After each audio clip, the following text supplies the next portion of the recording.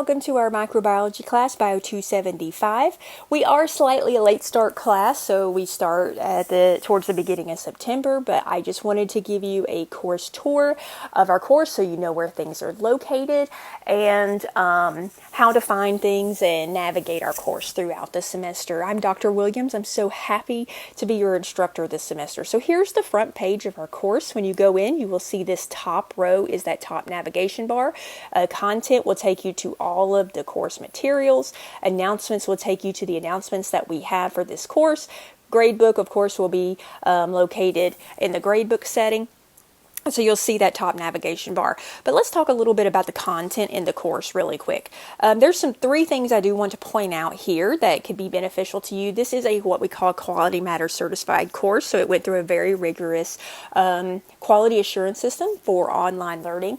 And so this just shows that my class has met this, what we call Quality Matters course design, and is designed to help you be successful. It's a very difficult process to get approved, so it's a really good sign for this course. Also, I do want to let you know that this course is a Scholars of Global Distinction course. So if you are in that program, you take me with Bio275, you get credit for Scholars of Global Distinction. If you have questions about that, please let me know. I can talk to you a little bit about that. And also, this is an optional GC Rhinos Scholars course. So if you are in the honors program or you want honors credit for this class, there is an option to do honors credit. That is located down here at the very end. It is completely optional, but if you want honors credit or you're in the honors program, you can do this for that credit. So those are just three different things that you might not see in other courses that are provided here.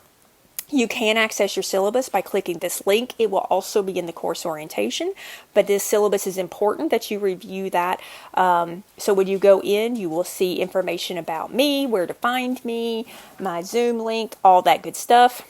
You also see our textbook, which is free OpenStax textbook. There is nothing to purchase for this course.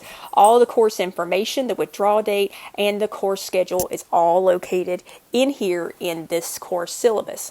You can also find that syllabus here in the Start Here area. So as we start this course, you are going to the first few days of the class, you're going to be completing the orientation. So you will have a how I get started in this course. You're going to go through each step. You see here that there's a couple of tasks to do for the orientation. All of it's pretty simple. There's 11 tasks, but only 3 things that you have to do. Most of it's like read the syllabus, the course schedule, learn about me. But the first most important thing that I want to emphasize is this task 4. Please note that I have it due on September 7th, but if you do not have it completed by the 11th of September, you will be removed from the class. So get this done ASAP. Also, you will not be able to see the rest of the orientation or the rest of the course until you complete task 4. It's just 4 questions, mostly true or false. You can take it as many times as you want to get 100. Then the next graded thing in the orientation is the discussion. It's due by the 7th. And the other graded thing is task 10, the course orientation quiz, which is also due on the 7th. So please make sure to get those things done. They are graded. They count as attendance, and but the good thing is you can take them each of those as many times as possible to earn 100, and that gets you started off strong for the class. But please note, if you do not complete task 4 by that date, you will be removed from the course, and I can't do anything about it. It is a state policy. Also, you can link your syllabus here, just like we saw it up here. You'll see it in there. When you click on that, you will see the course learning outcomes, a link to the syllabus down here, and embedded, although the embedded feature is being very slow right now. Then you will see information about meeting me. There's information about me if you choose to read it. It's up to you. But the most important thing I'm going to say is contact information, my email. I'm located in the Robinson Classroom Building in 232, and my office hours are Monday through Thursday, 8 to 11 a.m., or by appointment if you can't if we can't communicate during those in-person times. If you need virtual office hours, which is totally fine, please schedule ahead of time so that I know to be in Zoom. If you just joined the Zoom, I may not be in there, or I may be in with another student. So it must be scheduled. So just to make sure that there's not multiple people coming in at one time. My preferred method of contact, I prefer that you contact me with Blackboard Messages is my first. And what you'll see is that's located up here in this top navigation under Messages. When you click it, here you click New Message. You come in here, click that button, and you can click Dr. Williams, type your information, and hit send. That's my preferred method of contact for this course. However, if you're having trouble getting into Blackboard, or Blackboard is down, or something is going wrong, you can email me. That's the second preferred method. So email would be the second option there. Please note that I respond to you within 24 hours, excluding weekends and holidays, but please note that I check my email multiple times throughout the day, and I usually respond much faster than that. I tell students, if you do not hear from me in 24 hours, it means it got stuck in spam or something and I didn't get it. Feel free to reach right back out because I am very responsive. My weekend policies, I'm generally not available on the weekends, but I still check my email messages. I still do work. So I just always want students to know that I may not be as responsive on Friday, Saturday, and Sunday as I am Monday through Thursday. And then posting grades, I typically will have things done within 1 week after the due date. However, I do like students to know, just like with the messages, I usually am much faster than that. So you will typically have that ahead of that week due date, the week after the due date. If for some reason I am not able to meet that requirement, say I cannot get the grades done in a week, or I cannot respond to you within 24 hours for whatever reason, you will have an announcement posted letting you know that. So you do not have to worry. So I always keep you updated, and I just like for everyone to know that.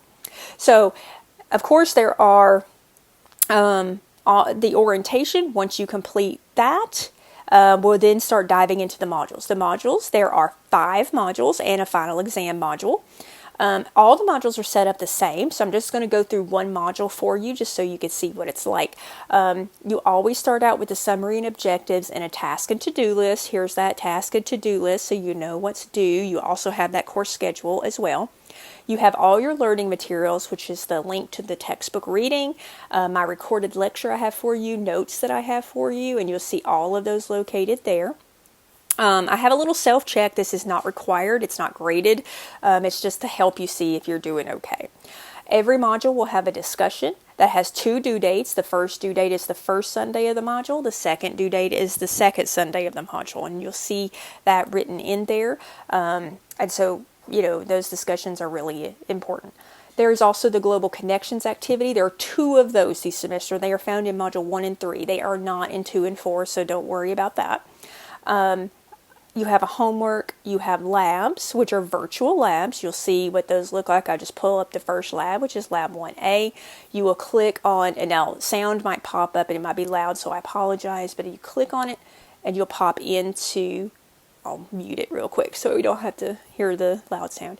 And then you will just work on completing this virtual lab, and then come back and answer the questions that are located down below. And so all of them are virtual labs except for one. It's a worksheet that you do later in the semester. So labs look like that. And then you always have a quiz. So each module will look roughly the same. You will also, like how I just told you in Module 1 and Module 3, you have a global activity. There are also lab practicals found throughout. I believe that's in Module 3 and 5, so you have a lab practical in those. Then you also have the final exam module. Please note the final exam will not become available to December 11th. This time is wrong. It'll be 6:01 p.m. This college updated that after I had created this, but it will be due Tuesday, December 16th at 11:59 p.m. So that's how our course is structured. You can find everything that you need directly in the course. So if you have any questions, always feel free to reach out to me. I'm happy to help. I'm happy to guide you through, learn with you. And if you have, anything that you need, always feel free to reach out. I'm here to help, and I hope everyone has a wonderful day.